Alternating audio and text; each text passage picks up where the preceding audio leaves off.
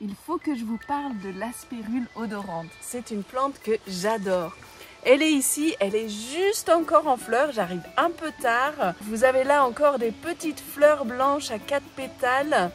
Mais ce qui la caractérise, c'est son odeur. Alors, en ce moment, là, quand je l'accueille, je ne sens pas grand-chose. Mais une fois que vous l'avez fait sécher pendant 2-3 heures seulement, il y a une superbe saveur, un peu de vanille, de foin coupé qui s'en dégage grâce aux coumarines qui sont dedans.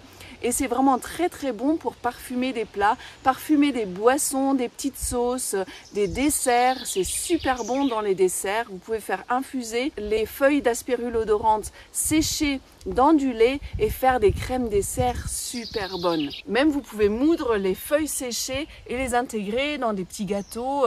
Ça donne vraiment un très bon goût.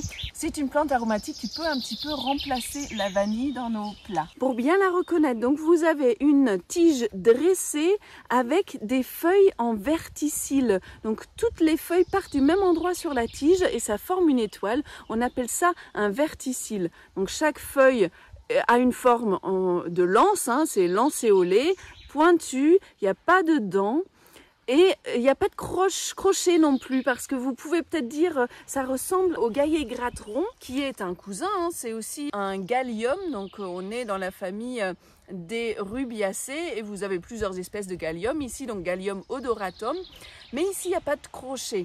Les fleurs donc sont regroupées en petites grappes de toutes petites fleurs à 4 pétales qui sont soudées à la base, pointues. Et le meilleur moment pour cueillir les aspérules odorantes, c'est au moment où ça fleurit. Bon, je suis arrivée un peu tard, donc je vais cueillir quand même s'il y a déjà des petits fruits qui se forment. Mais ça dégagera quand même une bonne odeur. Et c'est aussi une plante qui est utilisée pour ses vertus sédatives. Donc ça nous aide à nous calmer, à nous endormir. Et c'est aussi une plante antispasmodique. Alors moi je vais faire ma petite cueillette, je vais la mettre à sécher. Il faut surtout faire attention à bien faire sécher. Il ne faut absolument pas que ça moisisse. Sinon les coumarines se transforment en une substance toxique. Donc il faut vraiment bien soigner son séchage et être sûr que ça soit bien sec, bien cassant en fait quand vous faites sécher.